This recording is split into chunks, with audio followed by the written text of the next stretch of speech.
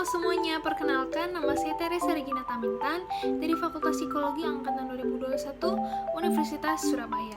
Hari ini saya akan menjelaskan mengenai karya tulis ilmiah saya yang berjudul Menekan Angka Bunuh Diri di Indonesia dengan Mengembangkan Layanan Penanganan Pertama Bunuh Diri menjadi sebuah aplikasi. Oke, yang pertama, apa sih yang melatar belakangi penulisan karya tulis ilmiah ini? Jadi, kasus bunuh diri di Indonesia terus meningkat dari tahun ke tahun. Tindakan ini biasanya didasari oleh berbagai faktor, seperti ada permasalahan di lingkungan keluarga, pertemanan, percintaan, hingga pekerjaan, yang dapat mengganggu terganggunya kondisi psikologis seseorang. Oleh karena itu, saya bertujuan untuk membuat aplikasi penanganan pertama bunuh diri. Dan aplikasi ini nantinya diharapkan dapat menekan maupun mencegah serta menangani orang yang ingin melakukan percobaan bunuh diri. Saat ini, Indonesia belum memiliki pihak yang dapat dihubungi jika seseorang ingin melakukan percobaan bunuh diri yang dibuat dari lembaga pemerintah. Namun, memang terdapat sebuah lembaga non-pemerintah yang telah berdiri di bidang yang sama. Walaupun demikian, karena layanan ini baru saja berdiri pada awal tahun ini, sehingga layanan ini masih kurang dikenal oleh seluruh lapisan masyarakat. Karena itu, saya memiliki ide untuk membuat aplikasi ini agar mengatasi tingginya kasus percobaan bunuh diri maupun bunuh diri di Indonesia. Untuk rumusan masalahnya, yang pertama ada bagaimana cara kita yang dapat dilakukan untuk mengajak komunitas yang sudah ada di lembaga non-pemerintah tersebut untuk bergabung dan menggunakan aplikasi penanganan bunuh diri. Kedua, bagaimana tahapan yang dilalui dalam pembuatan aplikasi tersebut. Ketiga, apa saja layanan yang terkandung di dalam aplikasi tersebut. Dan terakhir, ada bagaimana cara menyosialisasikan aplikasi tersebut di kalangan masyarakat. Sebenarnya tujuan utamanya adalah untuk menangani tingginya kasus bunuh diri di Indonesia. Dengan ini, diharapkan aplikasi ini nantinya dapat membantu mencegah serta menangani kasus bunuh diri di Indonesia. Dalam pembuatan ini, saya berhasil mengumpulkan beberapa teori maupun hasil penelitian yang dapat membantu pendukung gagasan penelitian saya, yaitu penjelasan mengenai bunuh diri dan bentuk-bentuknya serta mindset pelaku. Kemudian ada faktor penyebab bunuh diri yang ada beragam. Setelah itu, informasi mengenai penanganan pertama bunuh diri atau suicide first aid. Dan yang terakhir ada pencegahan bunuh diri. Untuk bab tiganya, yaitu gagasan, pertama-tama saya menganalisis kasus bunuh diri yang ada di Indonesia. Berdasarkan data yang saya kumpulkan dari berbagai jurnal, saya dapat menarik kesimpulan bahwa angka bunuh diri di Indonesia terbilang cukup tinggi. Hasil survei WHO di tahun 2010 mengatakan dari 100.000 orang, angka bunuh diri di Indonesia telah mencapai 1,6 hingga 1,8. Dan lebih spesifiknya lagi, 5.000 orang. Namun tidak berhenti di situ saja, angka ini mengalami peningkatan lagi, sehingga menjadi 4,3 per 100.000 orang pada tahun 2012. Angka ini meningkat sangat drastis ya. Selain itu, di dalam data Komisi Nasional Perlindungan Anak atau KPAI di tahun 2014 menyatakan dari sekian banyaknya anak, ada 89 kasus bunuh diri yang terjadi oleh anak-anak dan remaja.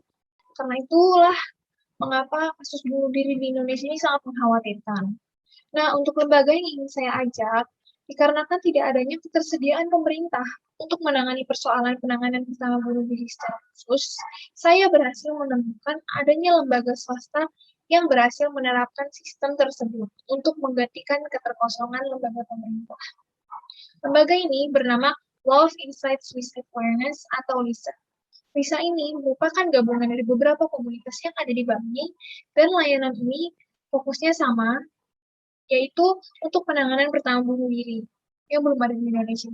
Layanan ini baru saja berdiri sejak 6 April kemarin dan beroperasi secara 24 jam secara gratis.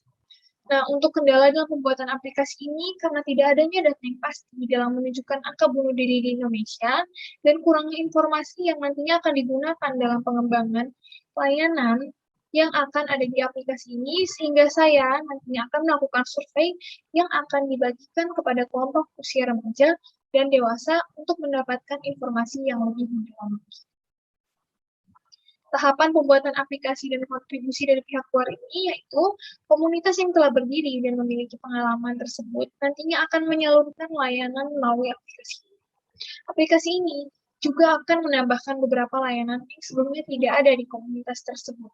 Pembuatan aplikasi ini juga akan melibatkan beberapa komunitas tersebut untuk menyampaikan ide dan opini mereka untuk menyempurnakan layanan dan proses pembuatan aplikasi.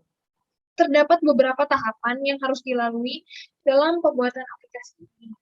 Pertama, akan dilakukan analisis data dan survei kepada masyarakat tentang hal-hal yang berkaitan dengan psikologi setiap individu masing-masing.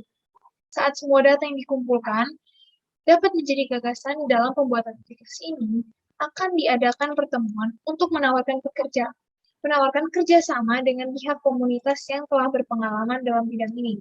Dalam ini yang saya maksud adalah riset,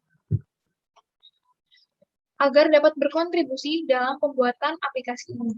Jika pihak dari komunitas tersebut telah menyetujuinya, maka akan dilakukan perjanjian secara tertulis untuk memperjelas kesepakatan yang akan dilakukan ke depannya. Jika pembuatan aplikasi ini dapat berjalan dengan lancar, kemudian akan diadakan sosialisasi kepada masyarakat secara lebih lanjut. Nah, apa sih yang terdapat dalam aplikasi saya? Aplikasi saya ini nantinya akan bernama Say, atau bisa juga disebut dengan Suicidal Aid. Aplikasi ini nantinya akan difokuskan untuk mengumpulkan berbagai fasilitas yang telah dimiliki oleh layanan MISA, lalu menjadikannya menjadi satu. Kemudian, tidak hanya berhenti di situ, aplikasi ini nantinya akan mengandung fitur-fitur baru yang akan disusun secara kreatif agar dapat berguna untuk mengurangi keinginan bunuh diri serta melakukan penanganan pertama bunuh diri. Said nantinya akan memiliki fitur shortcut yang akan langsung terhubung ke hotline yang telah disediakan oleh Lisa. Kemudian akan juga terdapat fitur konseling yang juga akan tersedia di platform ini, yang akan difokuskan untuk menangani permasalahan-permasalahan mental untuk membantu pengguna dalam mengatasi permasalahannya. Agar aplikasi ini tidak terkesan terlalu membosankan, nantinya Said akan menyediakan mini games yang akan jadi salah satu challenge bagi pengguna. Dikarenakan dari histori dan penelitian, hampir semua pelaku percobaan bunuh diri memiliki histori dalam melakukan self-harm. Oleh karena itu, games tersebut nantinya akan menghitung seberapa lama pengguna bebas dari self-harm agar dapat mencegah pesanan atau peninggalan yang dilakukan oleh pengguna. Nantinya akan ada misi harian yang dapat menghentikan kecenderungan menyakiti diri sendiri ini. Selain itu juga akan diberikan hadiah kecil-kecilan bagi pengguna yang bisa menyelesaikan misinya. Dari sini, saya dapat menarik kesimpulan bahwa tingginya angka percobaan bunuh diri di Indonesia menjadi dasar dari pembuatan aplikasi ini.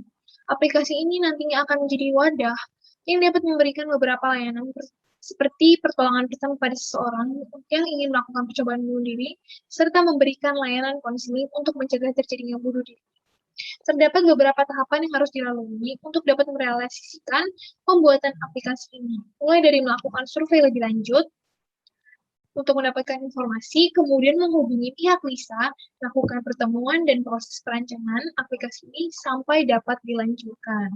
Selain itu, masih ada tahap yang harus kita lakukan, yakni sosialisasi kepada seluruh masyarakat agar aplikasi ini dapat dikenal dan digunakan oleh banyak orang.